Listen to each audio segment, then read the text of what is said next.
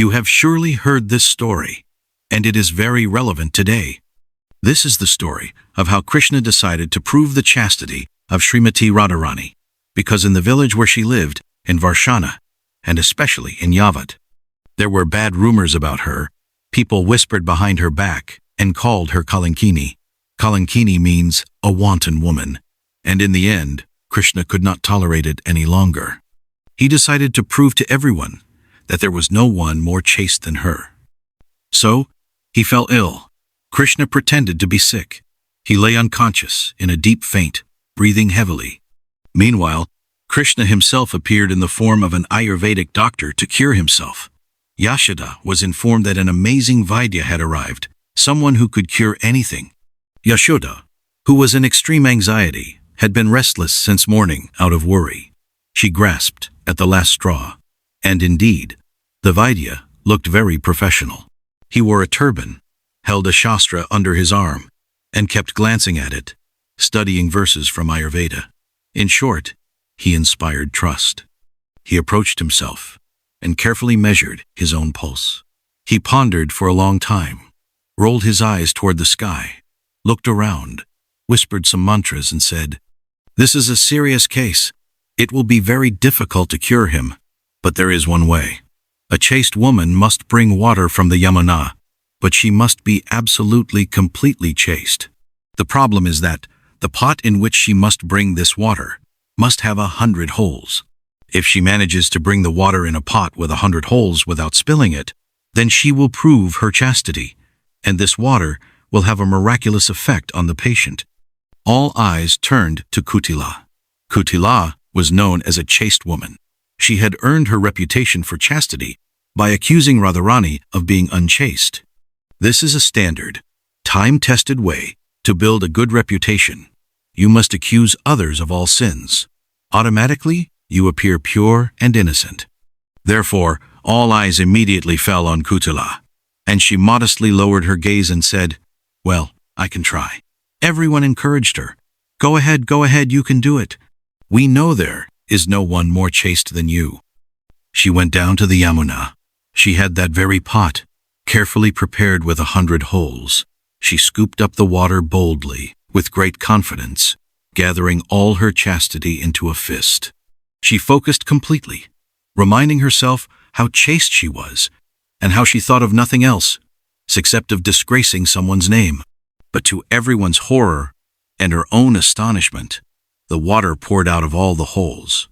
She said that something must be wrong, and tried to justify herself. Then everyone turned their eyes to Jatila. Both of these names, Jatila and Kutilare, very interesting and significant. In Krishna's pastimes, every name has a deep meaning. Kutila means crooked-hearted, deceitful. Well, in short, and intrigerto make it clear. Jatila, on the other hand, comes from the word jata. Jata refers to the matted locks that yogis wear, and Jatila is just as tangled as those locks, with a similarly confused mind. But she also failed.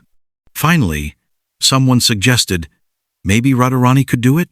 When this suggestion was made, Jatila and Kutila were the first to eagerly support it, because they wanted solid proof of Radharani's unchastity.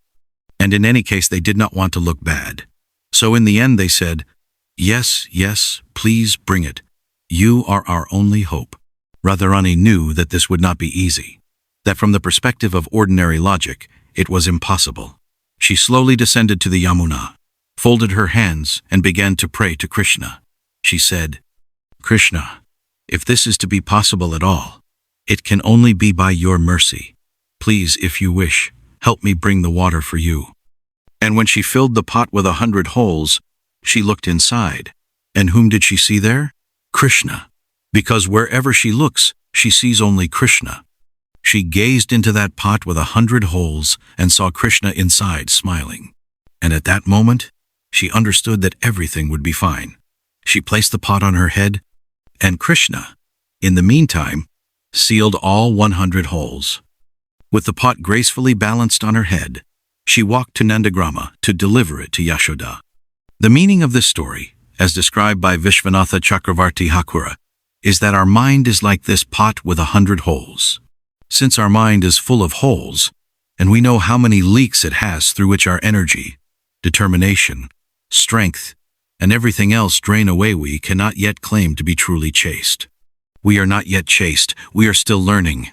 And may we learn not from Jatila and Kutila, whose followers are many, especially on the internet, where there are so many rumors and gossip. If we learn from Radharani, if we take her example in the ability to think only of Krishna, to concentrate and to do everything for him, then, when we find ourselves in difficult situations, we will think only of Krishna. And what will Krishna do then? Krishna will seal the holes we have. Sometimes it seems to us that controlling the mind is impossible. And it is a fact, it is impossible to control the mind. The holes have long been there. And with this leaky pot, it is simply impossible to carry anything.